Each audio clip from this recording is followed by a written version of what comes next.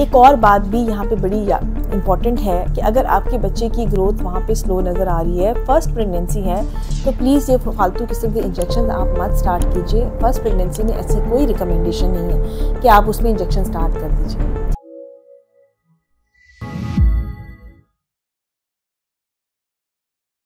अस्सलाम वालेकुम जी, आज की वीडियो में हम बात करेंगे मिसकैरेजेस के हवाले से।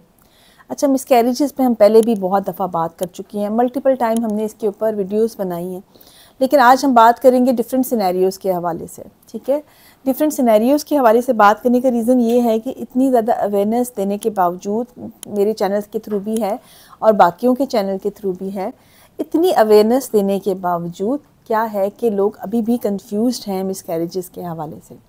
हम पहले बात करेंगे जो आपकी हमारी फर्स्ट ट्राइमेस्टर मिसकैरेजेस होते हैं, और दूसरी वीडियो में जो इसी का पार्ट होगा, लिंक्ड होगा, उसमें हम बात करेंगे सेकंड ट्राइमेस्टर मिसकैरेजेस के हवाले से। जब हम फर्स्ट ट्राइमेस्टर मिसकैरेज के हवाले से बात करते हैं तो हमारा मकसद है कि पहले जो 12 या 13 हफ्ते में अगर आपका बेबी का लॉस हुआ है तो वो फर्स्ट ट्राइमेस्टर मिसकैरेज है। अब इसमें अमूमन देखा गया है कि इसमें भी बड़ी वैरायटी है। ठीक है, इसमें भी बहुत डिफरेंट चीज़ें आ रही होती हैं। कुछ लोग वो होते हैं जिनका सिर्फ क्या ब्लड टेस्ट पॉजिटिव आता है, लेकिन एक्चुअली प्रेगनेंसी जो है ना वो शो नहीं हो रही होती है। केमिकल प्रेगनेंसी आप इसको कहते हैं। डॉक्टर्स कहते हैं कि अच्छा ब्लड में आया है, लेकिन कुछ लोग कहते हैं हमारा ब्लड में नहीं आता और बाद में ही नज़र आता है, वो एक्चुअली लेट शो हो रहा होता है। ठीक है, so it's a chemical pregnancy basically. और वो अगर ज़ाया हो जाती है तो उसमें फिर बहुत लंबी चौड़ी इनिशियली हम इन्वेस्टिगेशंस नहीं कर रहे होते हैं। ज़्यादातर चांसेस होता है कि पीछे से बेबी नॉर्मल नहीं था और वो इम्प्लांट होने से पहले ही जो है वो ज़ाया हो गया, या इम्प्लांट होने के फ़ौरन बाद ज़ाया हो गया। सो इस तरह से कर लें कि वो इसमें थोड़ा सा बीटा HCG लेवल आपका हाई होता है, टेस्ट पॉजिटिव आ जाता है, लेकिन शो कुछ नहीं होता, कोई चेंज नहीं आ रही होती। उसके बाद अब दूसरी जो कंडीशन ऐसी होती है जिसमें इनिशियली आपको सैक नज़र आ जाता है, लेकिन उसके अंदर बच्चा ही डेवलप नहीं हो रहा होता। ठीक हो गया, यानी कि खाली घर नज़र आता है और अंदर ना तो आपको वो CRL नहीं पिक हो रही होती, यॉर्क सैक वगैरह नज़र नहीं आता। तो इसका मतलब ये होता है, इसके कहते हैं ब्लाइटेड ओवम। ये दूसरी टाइप है आपकी मिसकैरेजेस की। इसके अंदर भी आप जो मर्ज़ी दवाइयाँ दे दें, जो मर्ज़ी इंजेक्शंस लगवा दें, ये वाली प्रेगनेंसीज भी आगे नहीं चलती हैं। अब आप इनिशियली देखते हैं, आपको नज़र आता है सैक। सारी प्रेगनेंसी में इनिशियली सैक नज़र आता है। खाली सैक नज़र आने का मतलब ये नहीं है कि प्रेगनेंसी ठीक नहीं है। आपको सैक नज़र आ गया, एक कन्फर्मेशन होगी प्रेगनेंसी अपनी जगह पे है। फिर आपने क्या करना है, फिर आपने वेट करना है फॉर 1 वीक। 1 वीक के अंदर आपको, या 10 डेज़ कर लीजिए, आपको वो नज़र आना, बेबी नज़र आना शुरू हो जाता है, CRL पिक होना शुरू हो जाती है, स्पेशली ऑन TVS जो ट्रांसवेजाइनल स्कैन्स होते हैं। एब्डोमिनल स्कैन पे थोड़ा और लेट हो सकता है और एक्सपर्टीज़ डिपेंडेंट भी हो सकता है, मशीन डिपेंडेंट भी हो सकता है। इसलिए 10 डेज़ का वेट कर लें, और उसमें भी अगर नज़र नहीं आ रहा, फिर ज़्यादा चांस है कि ये एक ब्लाइटेड ओवम था जो खाली था और अब ये वाली प्रेगनेंसी नहीं चलेगी। तो फालतू में किसी किस्म के इंजेक्शंस आपने नहीं लगवाने हैं। आपने अपनी सारी दवाइयाँ छोड़ देनी है जो इस मकसद को सपोर्ट के लिए यूज़ कर रहे थे, ताकि नेचुरली ही ये अबॉर्ट भी कर जाए। हाँ, जो ताकत की दवाइयाँ आपको शुरू करवाई थी, फॉलिक एसिड वगैरह, वो आप कंटिन्यू कर सकते हैं। लेकिन अगर आप प्रोजेस्टेरॉन के इंजेक्शन लगवाई जा रहे हैं या IVFC के लगवाई जा रहे हैं या इस तरह के, वो प्लीज़ आप उसको स्टॉप कर दीजिए। ठीक हो गया। ये हो गया, ये भी नहीं चल पाती। फिर एक केस वो होता है जिसके अंदर पहले इनिशियली बच्चे की हार्ट बीट आ जाती है और थोड़े अरसे बाद ज़ाया हो जाती है।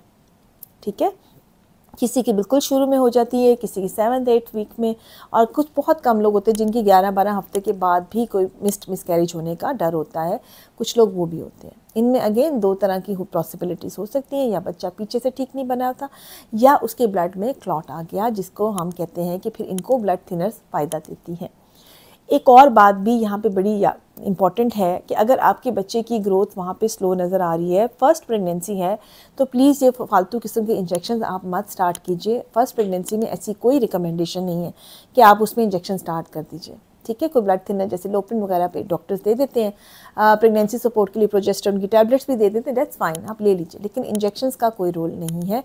हाँ, अगर हार्ट बीट के साथ सब क्रोनिक ब्लीड हो गया है, थ्रेटन्ड मिसकैरेज में आ गया है, हार्ट बीट भी आ रही है, ब्लीडिंग भी हो रही है, पेशेंट को पेन भी है, फिर इन इंजेक्शंस को लगाया जा सकता है, और ये इंजेक्शंस जो है वो प्रेगनेंसी को सपोर्ट कर सकते हैं। बच्चे को ना बनाते हैं, ना उसकी हार्ट बीट लेकर आते हैं, ना उसकी हार्ट बीट को मेंटेन करते हैं। इसमें इन इंजेक्शंस का कोई रोल नहीं है। ये जो प्रोजेस्टेरॉन के या जो आपके दूसरे इंजेक्शन जो लगा रहे हैं आईवीएफसी के, सो उसमें बच्चे की ग्रोथ का कोई रोल नहीं है। सो ये बात क्लियर कर लें। सिर्फ थ्रेटेड मिसकैरेज में जहाँ पे हार्ट बीट के साथ ब्लीडिंग हो रही हो, सिर्फ उसमें ये रिकमेंडेड है। ये आपकी फर्स्ट ट्राइमेस्टर मिसकैरेजेस के बारे में इंपॉर्टेंट मेरे ख्याल में इंफॉर्मेशन थी जो मैंने आपको दी। सेकंड चीज़ जो इसमें इंपॉर्टेंट ये है कि अगर रिपीटेडली आपके बच्चे की हार्ट बीट आकर चली जाती है, यानी एक बार ऐसा हुआ कि हार्ट बीट आई थी चली गई, ग्रोथ नहीं हुई, दूसरी बार हुआ हार्ट बीट आई चली गई, थर्ड टाइम में भी ऐसा हो रहा है या इसके बाद भी, तो ऐसी सूरत हाल में अभी जैसे हमारे पास एक कॉलर ने क्वेश्चन में पूछा था क्लेक्सिन के बारे में, तो उसका रोल पॉजिटिवली है। उससे पहले कुछ इन्वेस्टिगेशंस हैं जो करवाई जाती हैं जिसमें देखा जाएगा कि आपको डायबिटीज़, थायराइड ऐसी कोई प्रॉब्लम्स तो नहीं है और आपको कोई ब्लड थिक होने वाली बीमारी तो नहीं है। इसको एंटी फॉस्फोलिपिड एंटीबॉडी सिंड्रोम कहते हैं। तो वो टेस्ट भी करवाए जाते हैं और बाज़ दफ़ा अगर सब टेस्ट नॉर्मल भी आ रहे होते हैं तो sometimes initial part of pregnancy में भी ये इंजेक्शन लोग लगा देते हैं अगर आप अफोर्ड करते हो। इसका लंबा को लॉन्ग टर्म नुकसान नहीं है। तो अदरवाइज़ पहली प्रेगनेंसी है, ग्रोथ स्लो है या फिर आपकी प्रेगनेंसी शो नहीं हो रही है, ऐसी सूरत हाल में ऐसे इंजेक्शन अभी रिकमेंडेशन में नहीं है। ठीक है। सो एक चीज़ जो आप सेफली ले सकते हैं वो है ऐसे केसेस में लोप्रिन का इस्तेमाल एंड सेकेंडली इज़ टैबलेट्स का इस्तेमाल जो प्रोजेस्टेरोन की होती हैं, चाहे वो वजाइना में रखने वाली है, रेक्टम में रखने वाली है या फिर खाने वाली है, वो आप इजीली ले सकते हैं। ठीक है। उसमें कोई डर या खौफ नहीं होता और उसका कोई ऐसा नुकसान भी नहीं होता। दुआओं में याद रखिएगा और अपना बहुत सारा ख्याल रखिएगा।